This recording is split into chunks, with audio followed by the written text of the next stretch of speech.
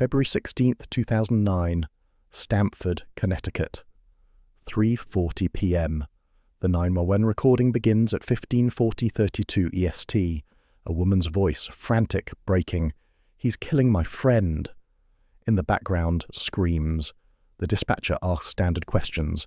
Address, nature of emergency. Stamford 911, where's your emergency? Oh, this is Sandra Herold. 241 Rock Rimmon Road. What's the problem? Send the police. Send the police. What's the problem there? The chimp killed my friend. What's the problem with your friend? Oh, please. What's the problem with your friend? I need to know. Send the police up with a gun. With a gun. Hurry Who up. has a gun? Please, hurry up. He's killing my girlfriend. What is the problem? He's killing my friend. Who's killing your friend? My chimpanzee. Oh, your chimpanzee is killing your friend. Yes. He ripped her apart. Hurry up. With a gun. Hurry up, please. There's someone on the way. With guns, please. You shoot him. What is the monkey doing? Tell me what the monkey's... He ripped her face off. He ripped her face off? He's trying to attack me. Please, Okay, hurry. I need you to calm down a little bit. They're on the way. Can you put yourself away? I don't want the monkey attacking you. Please, hurry up. Listen to me. They're on the way, ma'am. Guns. They gotta shoot him, please. Please, hurry. Are you there with your friend? I need you to help your friend. Can you go help your friend? I can't. He tried to attack me now. Is he still there with your friend? Yes.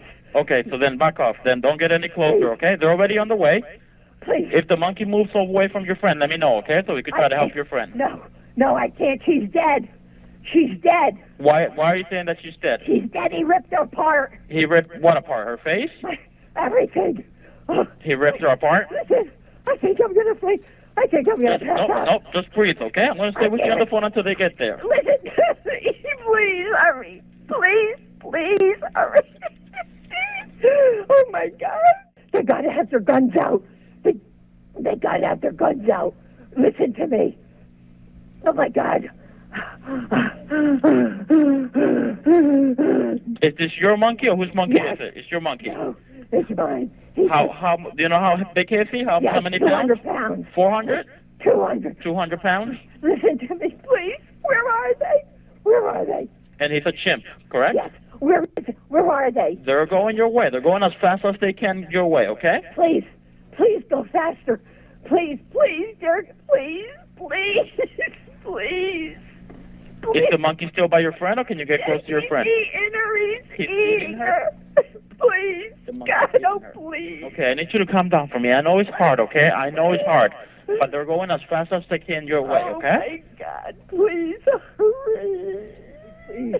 They tell them they got to shoot him because I tried stabbing him, and he's not, and it made him worse. Okay, Sandra. Have them shoot him. They will. Sandra, I already have the fire department close by, okay? So as soon as the police gets there, the fire department's going to move in, okay? The fire department can't move in yet, but as soon as the police officers show up... Please tell them. Shoot him because he's going to try to attack me now. Just breathe, Sandra. Shoot him! Sandra, stay in your car. Shoot him! Sandra, I need you to stay in your car. Shoot him, please. I tried stabbing him, and he's hurt now, too. So he's going to attack anybody. I can't get out of this car. Lock your doors on your car and stay there with me. It don't matter. He will rip the doors right Sandra, open. just do what I'm telling you to. Stay in the car. The police officers will handle it. Please tell him to shoot him. Please tell him. Please tell him to kill him, please. They did, Sandra. They're shooting at him already, okay? But he's not dead. I know. They will continue until he's dead, okay? I just need you to stay on the phone with me and breathe. He's not dead. He's not dead. Oh, God. Oh, God. The caller cannot answer calmly. She says the name Travis. She says he is a chimpanzee. The dispatcher pauses, recalibrates. Connecticut state law, at that moment, contains no prohibition on private ownership of primates. The Stamford Police Department has no protocol for this scenario. Officers en route expect a domestic disturbance, perhaps an aggressive dog. What they will find at 241 Rock Rimmon Road is something else. a 200-pound male chimpanzee, 14 years old, standing over a woman whose face and hands are gone. The attack has lasted 12 minutes. By the time the first cruiser arrives, Charla Nash is unrecognizable. This is the documented account of how a system designed to regulate nothing allowed one animal to live outside all boundaries, and how the absence of oversight left a woman fighting for her life while the law stood silent. On October 21, 1995, a 3-day-old chimpanzee, designated by the breeder as Travis, was sold to Sandra and Jerome Herold of Stamford, Connecticut, for an undisclosed sum. The transaction was legal. No federal statute governed the sale of great apes for private ownership. The Animal Welfare Act of 1966, as amended, regulated the care of animals in research and exhibition, but exempted private owners who did not breed for profit or exhibit publicly. Connecticut state law was silent on the matter. The Herolds were not required to obtain a permit, pass an inspection, or demonstrate knowledge of primate care. The invoice listed Travis as pet quality and included no care instructions, no behavioral warnings, no reference to adult size or strength. Sandra Herold, 60 years old in 1995, was the owner of a successful towing company. She and her husband had no children. They treated Travis as a surrogate son. From infancy, he was raised indoors, dressed in human clothing, fed at the family table, and allowed to sleep in a bed. Photographs from the period show Travis in overalls, holding a sippy cup, sitting in a high chair. He was toilet trained. He learned to use a computer mouse to dress himself to open the refrigerator. Local newspapers occasionally featured him as a novelty. Stamford's smartest chimp.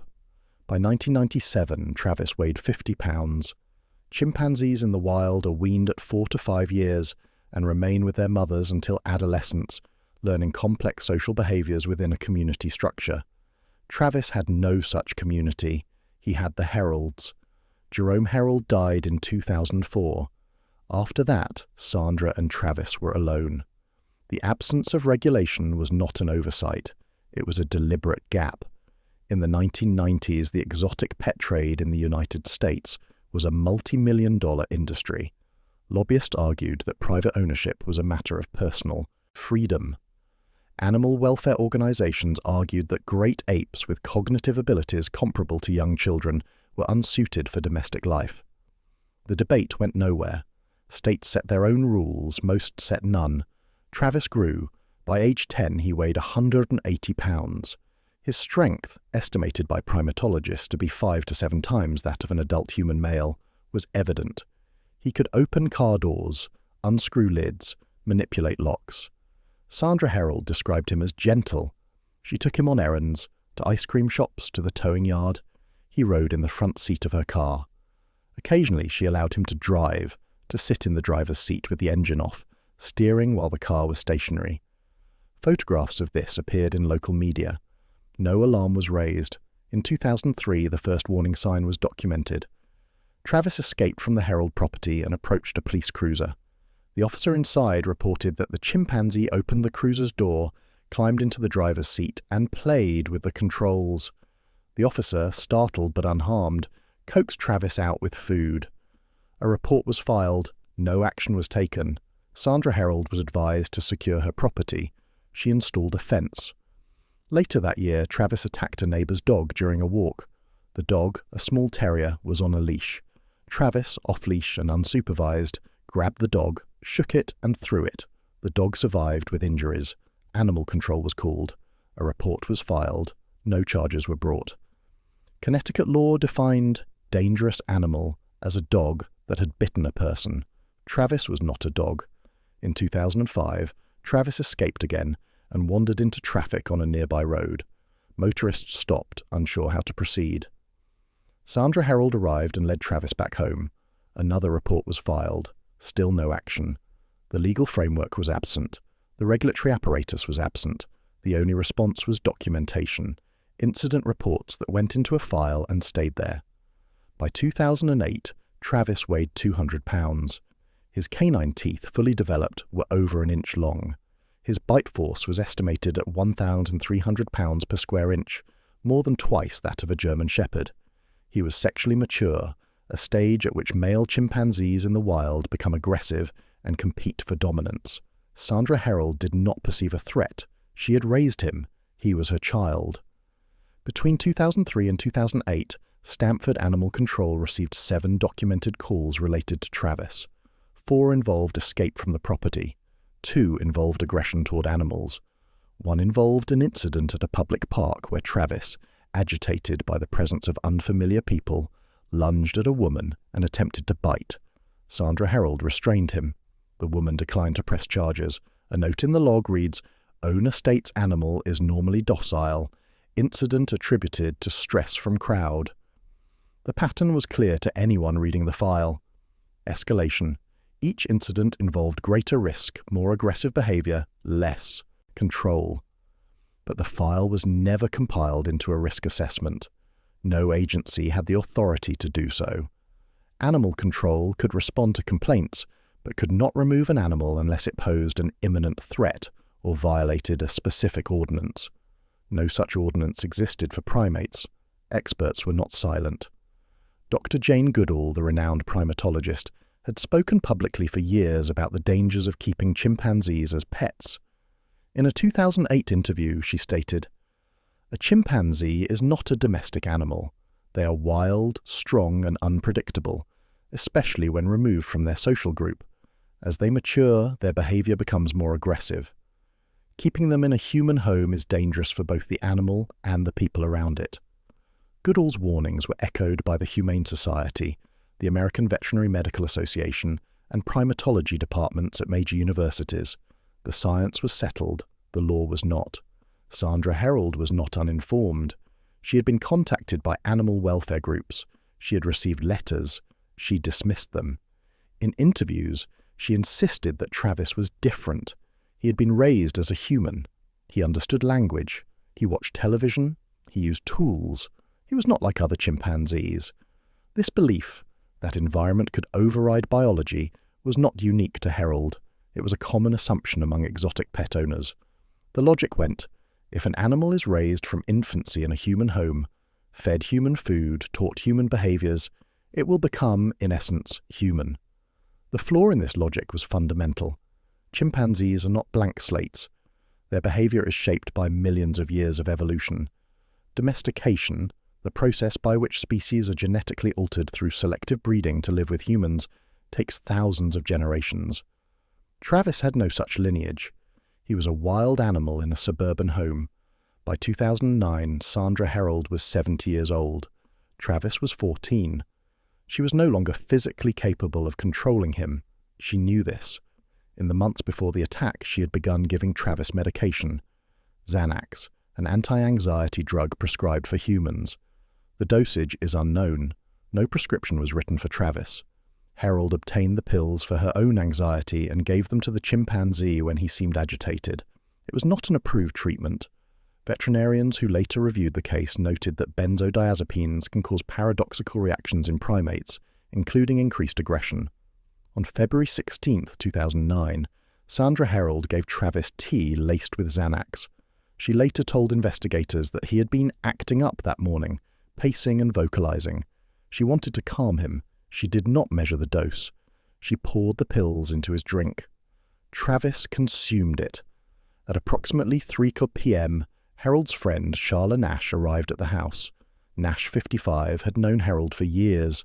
She had met Travis many times before. The visit was routine. Nash had come to help Herold with errands. Travis, however, reacted differently that day. When Nash stepped out of her car, Travis, who had been calm moments before, became agitated. He circled her. Herold called to him. He ignored her. Then Travis attacked. The sequence is reconstructed from the 911 call, police reports and medical records. At 3:40 p.m., Travis lunged at Nash, knocked her to the ground and began biting. He targeted her face first, then her hands, then her torso. Herold tried to intervene. She hit Travis with a shovel. He did not stop. She stabbed him with a butcher knife. He continued. She called 911. The attack lasted 12 minutes. The recording of the call is difficult to listen to. Herold's voice is panicked, incoherent. She screams Travis's name. She begs him to stop. The dispatcher asks if Nash is breathing. Herold cannot tell. In the background there are sounds, thrashing, breaking, and animals' vocalizations. And then, at 3:52 p.m., the sound of sirens. Officer Frank Chiafari arrived at 241 Rock Rimmon Road at 3:52 p.m. His report, filed later that evening, contains the following description. Upon arrival, observed adult female lying on driveway.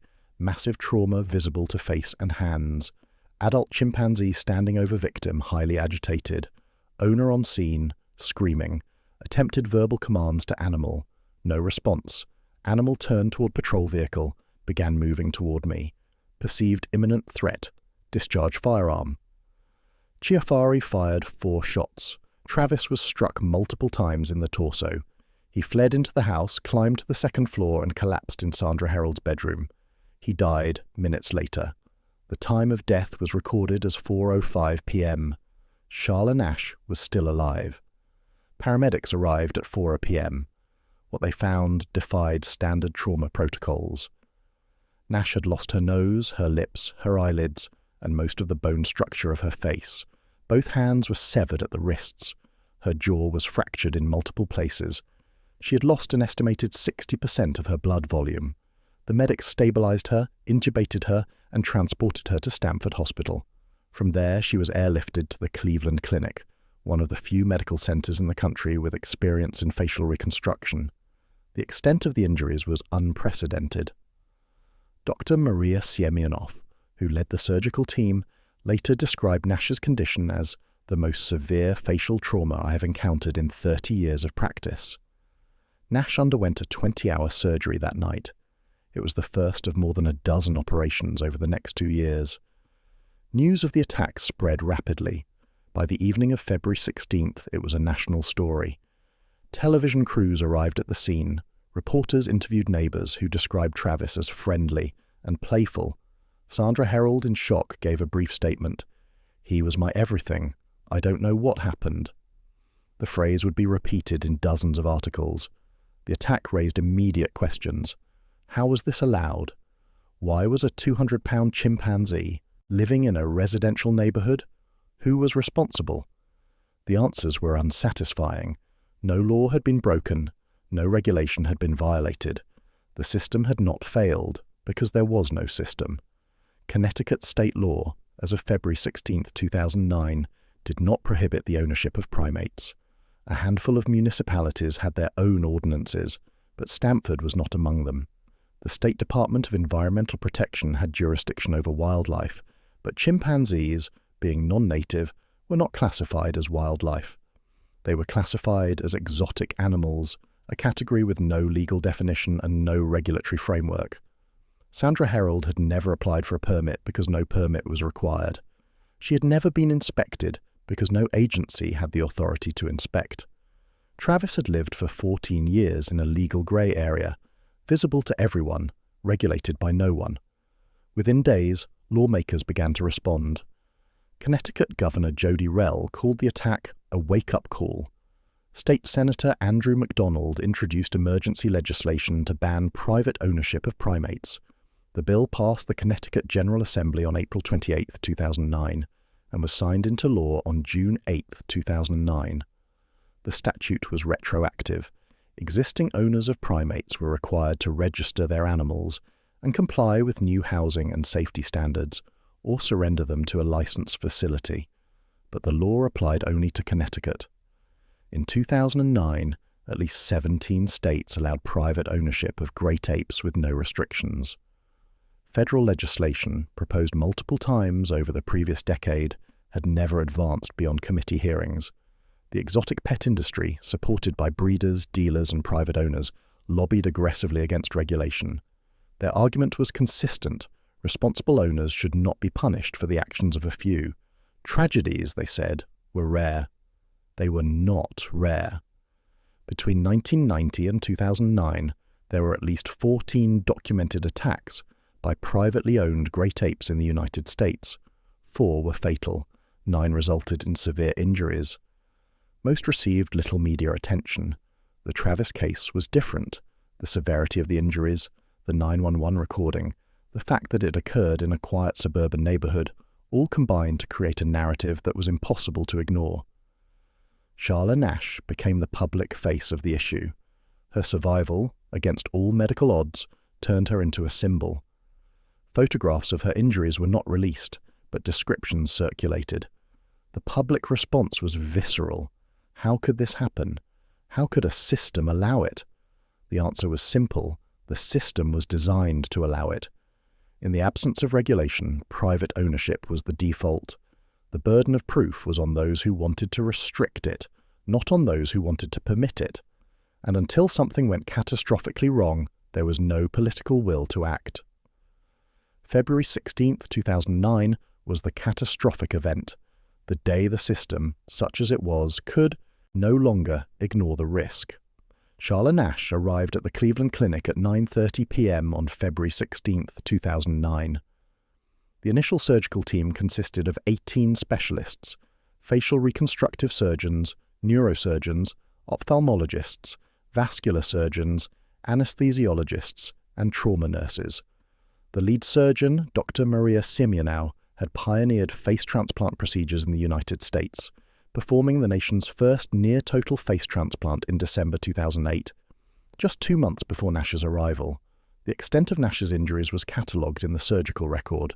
The report lists complete avulsion of the nose, upper and lower lips and periorbital tissues, bilateral amputation of the hands at the wrists, fractures of the maxilla, mandible and orbital bones, extensive soft tissue damage to the scalp, neck and shoulders, puncture wounds to the chest and abdomen, and significant blood loss requiring transfusion of 27 units of packed red blood cells. The first surgery lasted 20 hours. The goal was not reconstruction but stabilization, controlling bleeding, debriding damaged tissue, repairing fractures, and closing wounds. Nash's face, or what remained of it, was covered with temporary grafts and dressings. Her hands, or rather the exposed bone and tissue at the ends of her forearms, were similarly dressed. She was placed in a medically induced coma to manage pain and prevent infection. Over the next 6 months, Nash underwent 7 additional surgeries. Each addressed a different aspect of the trauma: bone grafts to rebuild the facial structure, skin grafts to cover exposed areas, vascular repairs to restore blood flow, and dental work to reconstruct the jaw. The procedures were limited by the availability of donor tissue and the risk of rejection. Nash's immune system, weakened by trauma and medication, was hyperreactive. Every graft carried the risk of failure. In May 2011, more than 2 years after the attack, Nash became one of fewer than 24 people in the world to receive a full face transplant. The donor was an anonymous woman, deceased, whose family consented to the donation. The surgery took 20 hours. The transplant included the nose, lips, facial skin, muscles, nerves, and underlying bone structure. It also included both hands, a double hand transplant performed simultaneously with the face transplant, a procedure never before attempted. The surgery was successful in the technical sense. The transplanted tissues integrated, blood flow was restored, and Nash regained some sensation and movement in her new face. But success was relative. She was blind. Travis had destroyed her optic nerves. She could not smell. Her sense of touch was limited. She could speak, but her voice was altered. She could eat, but swallowing was difficult. The transplanted hands functioned poorly. Within 2 years, she chose to have them removed because the anti-rejection drugs caused severe side effects, and the hands offered little functional benefit. The cost of Nash's medical care over the first 5 years exceeded $20 million. Much of it was covered by insurance and donations. A fund was established in her name. Oprah Winfrey featured her story on national television. The public response was overwhelming. Letters, donations, messages of support. Nash became a figure of resilience, a woman who survived the unsurvivable. But the medical record also shows the toll. Nash suffered complications from every surgery. She developed infections, rejected grafts, experienced organ damage from immunosuppressive drugs, and endured chronic pain. In interviews, she described the psychological impact: nightmares, flashbacks, depression. She could not look in a mirror. She avoided public spaces. The face she saw, when she could see, was not her own. Her physicians, in published case reports, described her injuries as beyond the scope of conventional reconstructive techniques. The trauma was not just physical, but existential. Nash had lost not only her face and hands, but her identity. The person she had been, Charla Nash, a woman with a career, hobbies, relationships, was gone. What remained was a patient, defined by her injuries, living in a constant state of medical intervention. The medical aftermath of the Travis attack extended beyond Nash. The case became a reference point in trauma medicine, cited in journals and textbooks as an example of extreme facial trauma. It influenced the development of face transplant protocols and raised ethical questions about the limits of reconstructive surgery. Should such procedures be performed on trauma victims even when the outcome offers limited functional improvement? What is the threshold for quality of life? These were not abstract questions, they were Nash's daily reality. Prior to June 2009, Connecticut law contained no statute regulating the private ownership of primates. The Connecticut Department of Environmental Protection, CTDEP, had authority over native wildlife under general statutes, paragraph 2640A, but chimpanzees, being non-native, fell outside this jurisdiction. The Department of Agriculture regulated livestock under paragraph 22326A, but primates were not classified as livestock. Municipal governments could pass local ordinances, but as of 2009, only 4 of Connecticut's 169 towns had done so. This was not an anomaly. Across the United States, the regulation of exotic animals was a patchwork of conflicting and incomplete laws. Federal law, specifically the Animal Welfare Act, regulated the care of animals used in research, exhibition, and commercial breeding, but exempted private owners who kept animals as pets. The Endangered Species Act prohibited trade in certain species, but did not restrict ownership of captive-bred individuals. The Lacey Act prohibited interstate transport of wildlife taken in violation of state law, but only if such a law existed. The result was a system in which regulation depended entirely on geography. In Texas, a person could own a chimpanzee with no permit. In California, such ownership was prohibited. In Connecticut, it was unregulated. The burden of compliance, or non-compliance, fell on the individual owner. There was no registry, no tracking, no oversight. The Travis case exposed the consequences of this void. In the immediate aftermath of the attack, investigators from the CTDP and the Stamford Police Department attempted to determine whether Sandra Herold had violated any statute. They found none. Herold had not obtained a permit because none was required. She had not registered Travis because no registry existed. She had not passed an inspection because no agency conducted inspections. The only potential violation was the Xanax, giving prescription medication to an animal without veterinary authorization. But this, too, was a grey area. No Connecticut law explicitly prohibited it. Herold was never charged with a crime. She was, however, sued. Charla Nash filed a civil lawsuit in March 2009, seeking $50 million in damages. The suit named Herold as the defendant and alleged negligence, that Herold knew or should have known that Travis posed a danger, that she failed to take adequate precautions, and that her failure resulted in Nash's injuries. The case was settled out of court in 2011. Terms were not disclosed, but legal analysts estimated the settlement at several $1 million, paid by Herold's homeowners insurance. The lawsuit raised a critical question. If no law was broken, how could Herold be held liable? The answer lay in tort law, specifically the doctrine of strict liability for wild animals.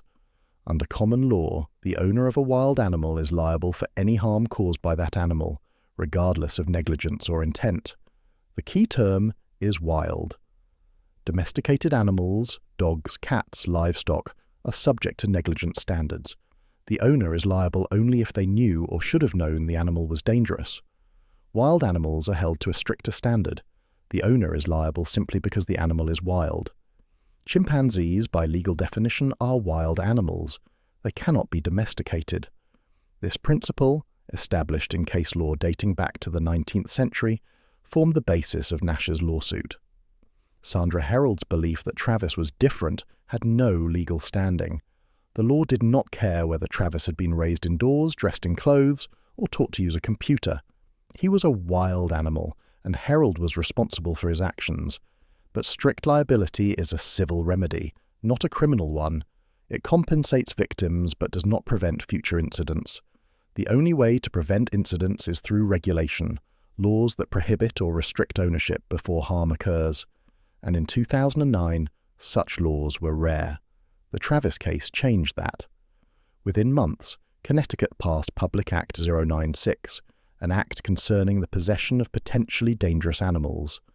The law prohibited private ownership of primates and other specified species. Existing owners were required to register their animals by January 1st, 2010, and comply with housing, safety, and insurance requirements. Failure to comply was a Class D felony, punishable by up to 5 years in prison and a $5,000 fine.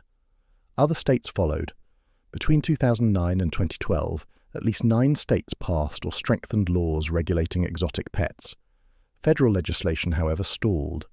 The Captive Primate Safety Act, introduced in Congress in 2009, passed the House but died in the Senate. A revised version was introduced in 2011, again passed the House, and again failed to advance. As of 2025, no federal law prohibits the private ownership of great apes. The legal void remains. In some states, it has narrowed. In others, it persists. For 50 years, Dr. Jane Goodall and her colleagues at the Gombe Stream Research Center in Tanzania documented the behavior of wild chimpanzees. Their findings, published in hundreds of peer-reviewed papers, established chimpanzees as highly intelligent, socially complex, and, critically, capable of extreme aggression. Male chimpanzees, in particular, engage in violent behaviors, territorial battles, infanticide, and lethal attacks on rivals. These behaviors are not aberrations. They are adaptive strategies shaped by evolution that increase a male's reproductive success. Goodall's work also documented the social structure of chimpanzee communities. Chimpanzees live in groups of 20 to 150 individuals, organized around a dominance hierarchy. Males compete for status through displays of strength, coalition building, and, when necessary, violence.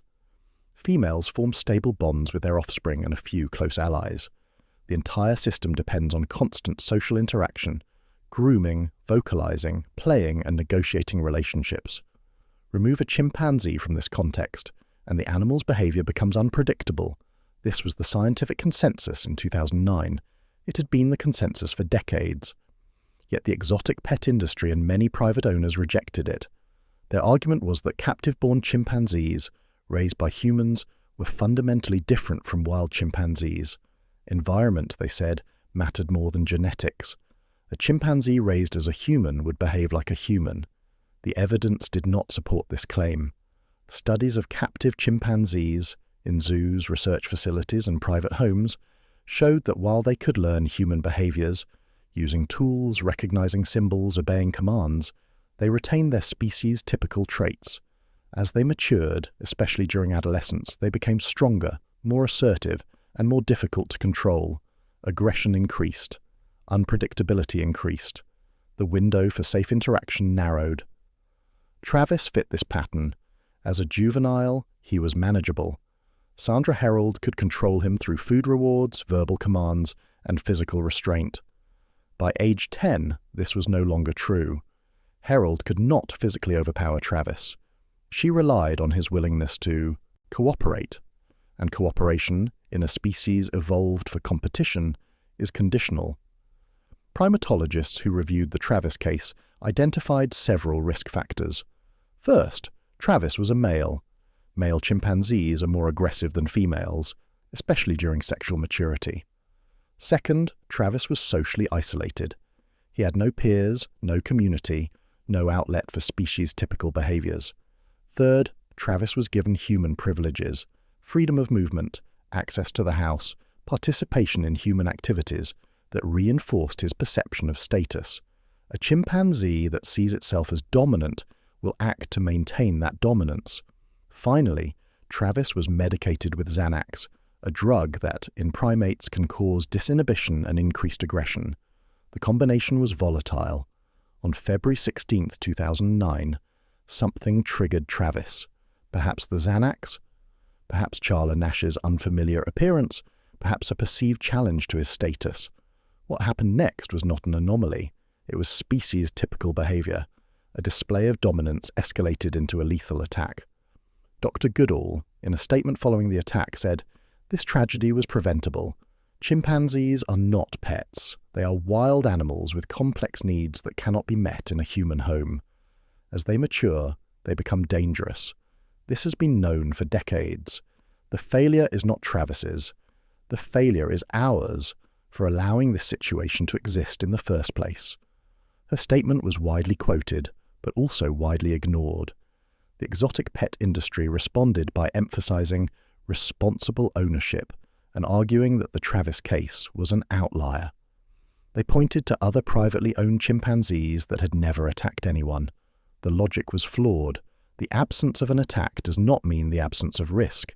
It means the risk has not yet been realized. The scientific literature supported Goodall's position. A 2011 review published in the journal Animal Welfare analyzed 50 years of data on captive chimpanzee attacks. The authors found that aggression was common in chimpanzees over age 10 and that attacks on humans occurred in approximately 5% of captive individuals per year. The risk was not hypothetical. It was measurable, predictable, and preventable through regulation. But regulation required political will, and political will required public pressure. The Travis case provided that pressure. For a brief moment, the issue was visible. Then, as media attention faded, so did the momentum. The headline read, "Woman Mauled by 200-pound Chimp in Connecticut."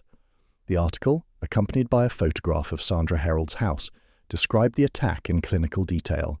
The 911 call, the police response, the extent of Nash's injuries. It quoted Stamford's mayor, Dan Malloy, who called the incident shocking and tragic. It noted the absence of state laws regulating primate ownership. It included a statement from the Humane Society calling for federal legislation. The story ran above the fold.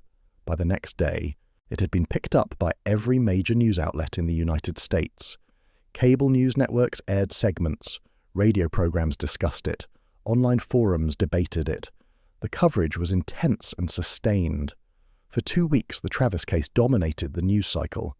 The narrative that emerged was simple: a woman who loved her pet too much, a pet that turned on her friend, a system that allowed it to happen.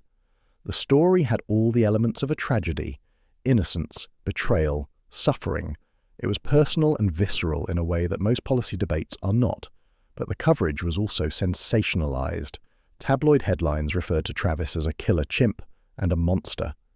Some outlets focused on the horror of the attack, descriptions of Nash's injuries, audio clips from the 911 call, interviews with neighbors who described the blood everywhere. The tone was often lurid, prioritizing shock value over context. This approach had consequences. It generated public attention, but it also distorted the issue. The Travis case was not about one dangerous animal. It was about a regulatory failure that affected thousands of animals and the people around them. By focusing on the spectacle of the attack, the media missed the larger story: the systemic absence of oversight. Some outlets did better. The Washington Post ran an investigative piece on the exotic pet trade, documenting the number of privately owned great apes in the United States, estimated at 3,000 to 4,000, and the lack of federal regulation. The Los Angeles Times published an op-ed by a primatologist explaining why chimpanzees cannot be domesticated. National Public Radio aired a series on animal welfare laws and their enforcement, but these were exceptions. Most coverage was episodic, not thematic. It treated the Travis case as an isolated incident rather than a symptom of a broken system.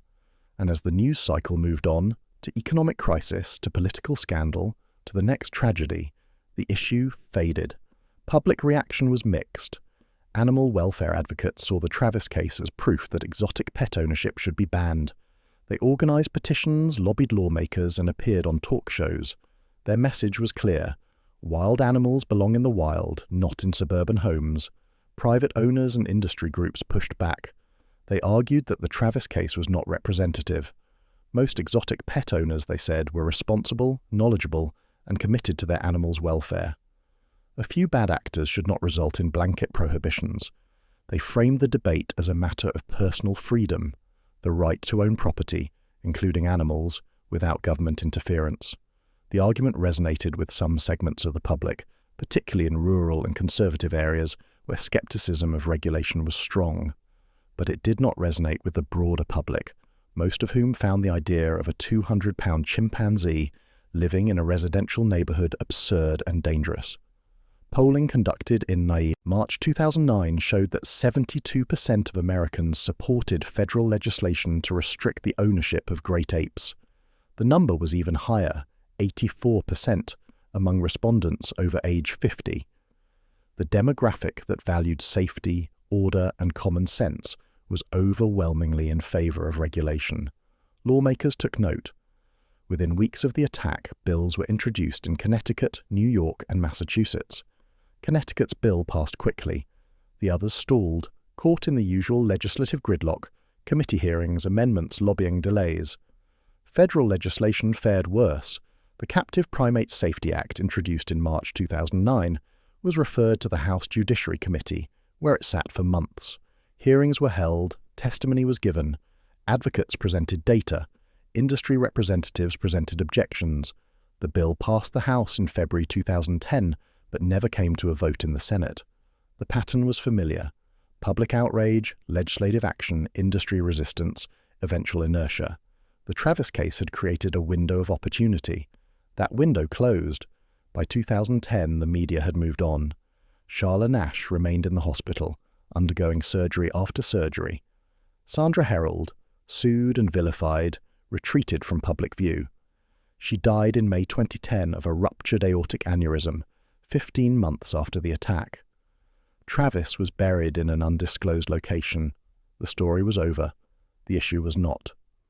Connecticut's response to the Travis attack was swift.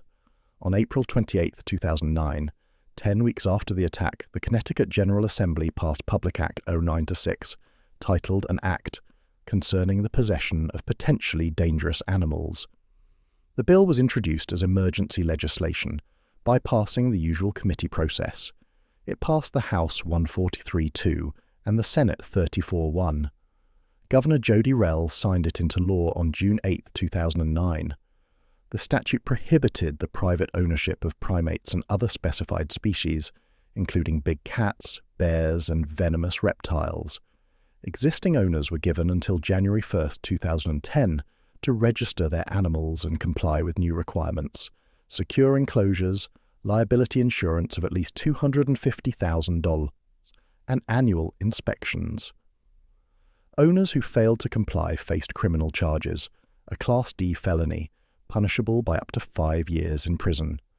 The law was comprehensive, clear, and enforceable. It served as a model for other states.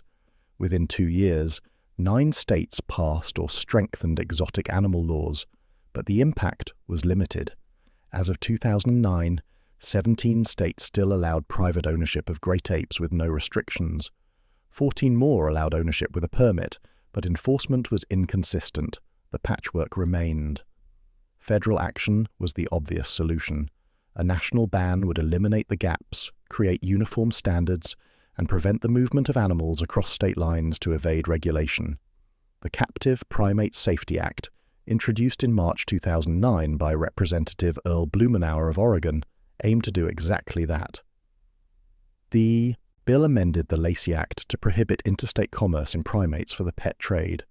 It did not ban ownership outright, but made it nearly impossible to acquire a primate legally. The bill had broad support. It was endorsed by the Humane Society, the American Veterinary Medical Association, and dozens of animal welfare organizations. It was opposed by the Zoological Association of America, an industry group representing private zoos and breeders, and the Pet Industry Joint Advisory Council, a lobbying organization for pet retailers. Their objections centered on 2 points: economic impact and overreach. Banning the primate trade, they argued, would harm small businesses and infringe on property rights. The economic argument was weak. The market for pet primates was small. Fewer than 500 animals were sold annually in the United States. The revenue was negligible compared to the broader pet industry. The property rights argument had more traction. It appealed to libertarian principles. The government should not tell people what they can or cannot own, especially on private property. The debate played out in committee hearings. Advocates testified about the risks: attacks on owners, suffering of animals, public health concerns, primates can transmit diseases like hepatitis B and herpes B virus to humans. Opponents testified about responsible ownership and the few incidents relative to the number of privately owned primates. The bill passed the House in February 2010 by a vote of 323-95. It then went to the Senate, where it was referred to the Environment and Public Works Committee. There, it stalled. No hearings were scheduled, no vote was taken. The bill died at the end of the congressional session. A similar pattern repeated in 2011. The bill was reintroduced, passed the House again, and again stalled in the Senate. By 2012, momentum had dissipated. The Travis case was no longer in the news. Public attention had shifted to other issues: economic recovery, healthcare, immigration. Exotic animal regulation was no longer a priority. The failure of federal legislation had consequences. Without a national standard, enforcement depended on state and local authorities, many of whom lacked the resources or expertise to monitor exotic pet owners. Animals continued to be bought, sold, and kept in conditions that ranged from adequate to abysmal. Attacks continued. Between 2009 and 2020, there were at least 8 additional incidents involving privately owned primates, including 2 fatalities. The policy response to the Travis case was a study in the limits of reactive legislation. Laws were passed after tragedy, not before it, and even then, the response was incomplete. The system that allowed Travis to live for 14 years in a suburban home without oversight was only partially dismantled. The gaps remained. The risk remained. In July 2010, the American Veterinary Medical Association, AVMA, issued a position statement titled Ownership of Wild, Exotic and Non-Traditional Companion Animals. The document, 6 pages long, outlined the medical, ethical and practical reasons for restricting private ownership of such animals. The key passage read, "Wild and exotic animals have specialized needs that are difficult or impossible to meet in a domestic setting. Ownership of these animals poses risks to animal welfare, public health and human safety. The AVMA opposes the keeping of wild and exotic animals as pets and supports legislation to prohibit such ownership." The statement was endorsed by the Association of Zoos and Aquariums, the Humane Society, and several primate sanctuaries. It represented the consensus view of the veterinary and animal welfare communities. Yet, it had little practical effect. Position statements do not change laws. They influence opinion, set professional standards, and provide a reference point for policymakers. But they do not, by themselves, prevent tragedies. The ethical questions raised by the Travis case were straightforward. Is it right to keep a wild animal as a pet? Does the animal's welfare matter? Do the risks to humans justify prohibition? The answers for most ethicists were equally straightforward. Chimpanzees are sentient beings with complex cognitive and emotional lives. They suffer when deprived of social contact, environmental enrichment, and the ability to express natural behaviors.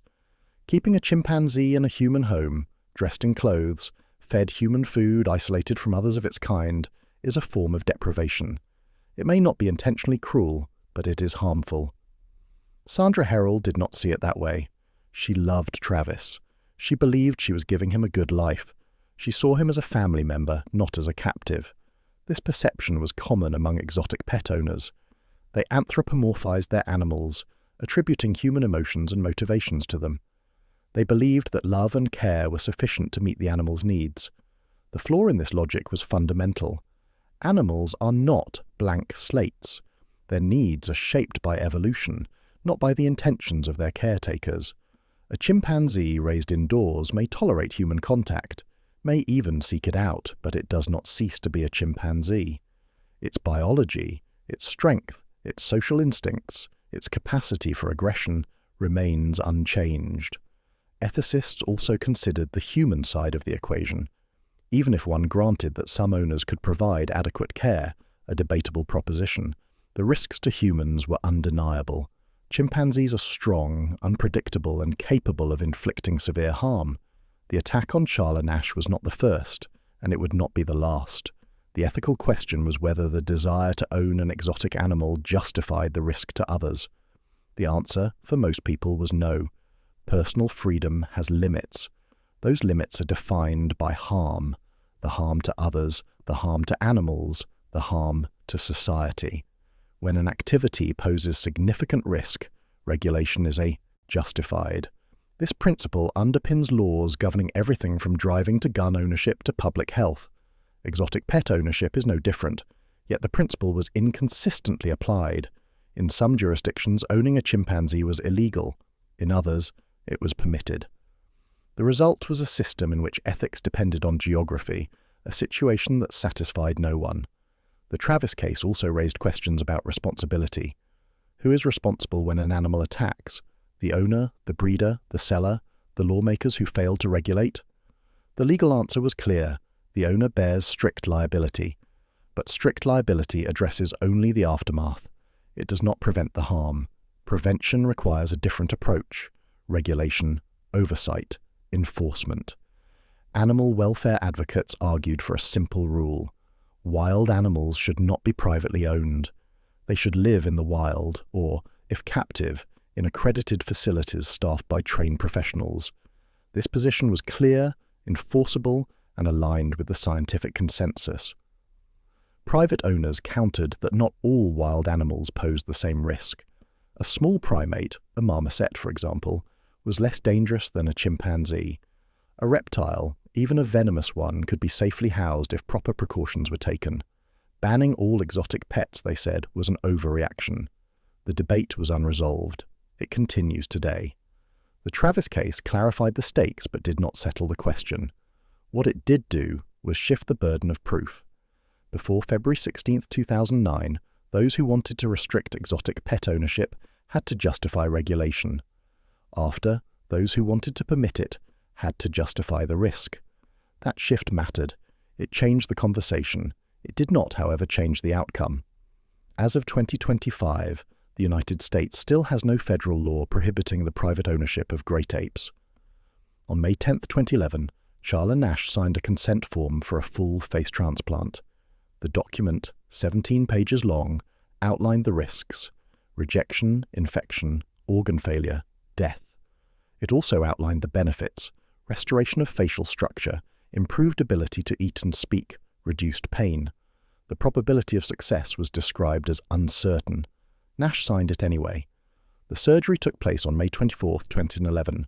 It lasted 20 hours. The transplant included the nose, lips, facial skin, underlying muscles, and bone structure. It also included both hands, a double hand transplant, performed simultaneously. The procedure was one of the most complex ever attempted. Only a handful of surgeons in the world had the skill to perform it. Nash's recovery was slow and painful. She spent 3 months in the hospital, undergoing physical therapy, occupational therapy, and speech therapy. She learned to use her new face, to move her lips, to chew, to speak. The transplanted hands were less successful.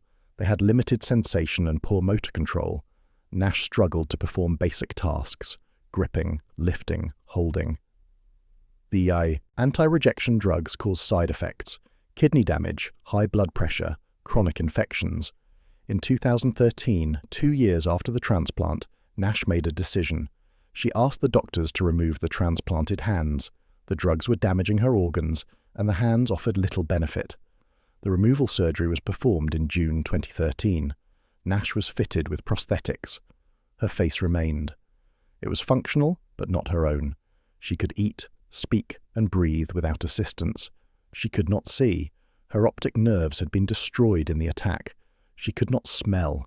Her sense of touch was limited. She described the experience as living in someone else's body. Nash gave few interviews.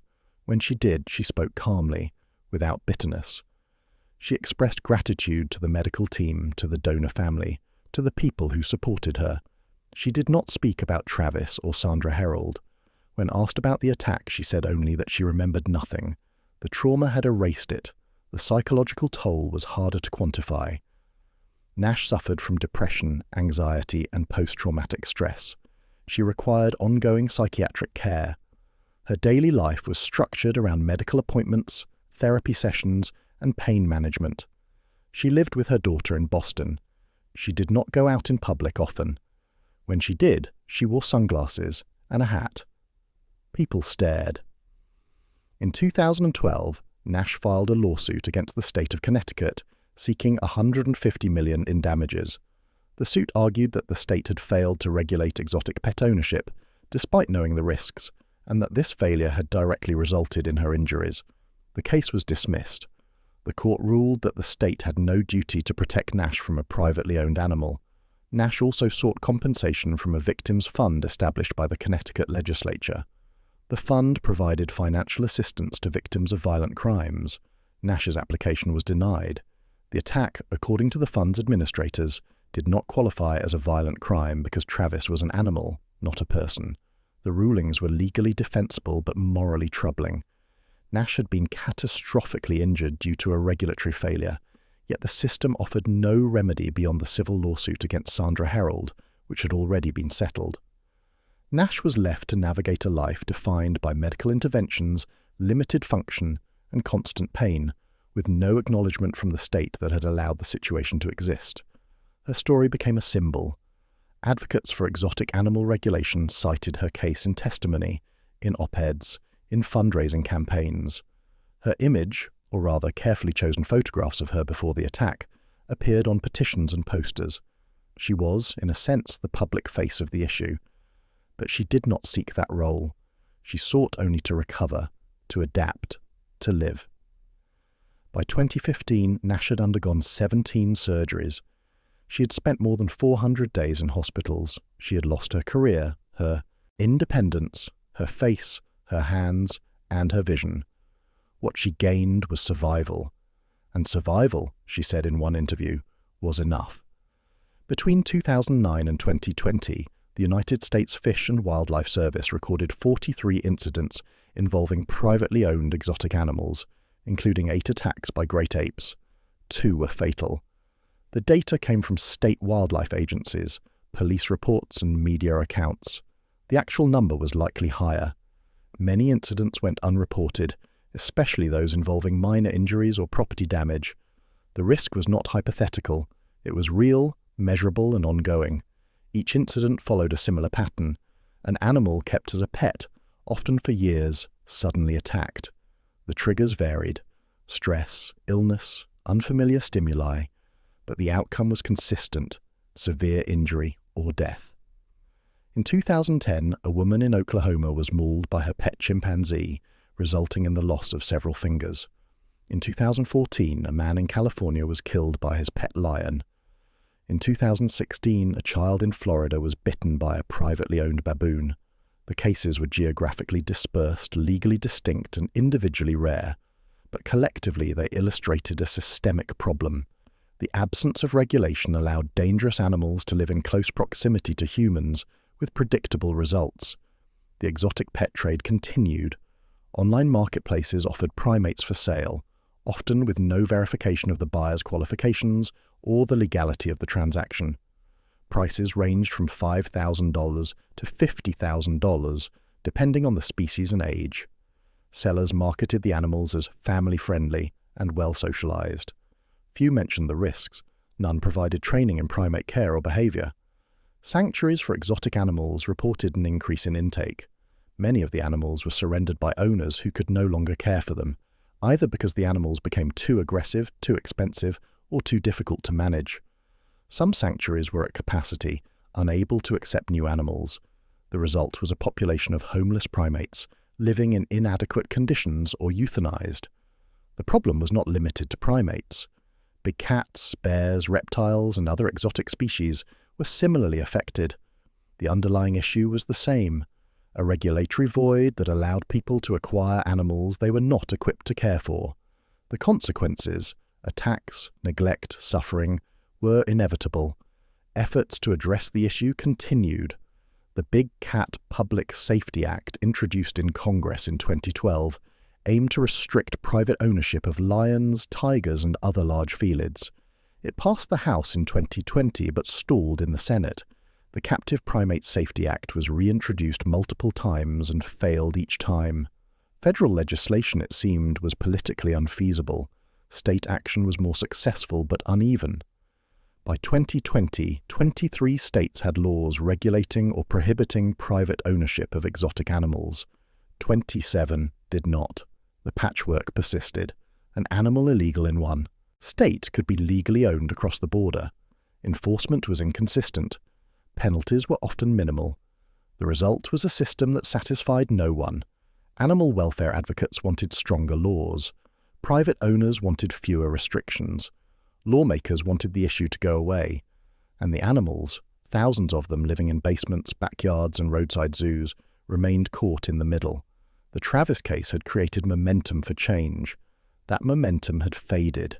By 2020, the attack was a historical footnote, remembered by those directly affected but forgotten by most of the public. The systemic issue remained unresolved. In January 2013, the United States Government Accountability Office, GAO, released a report titled Wildlife Trafficking and Domestic Sale of Certain Protected Species.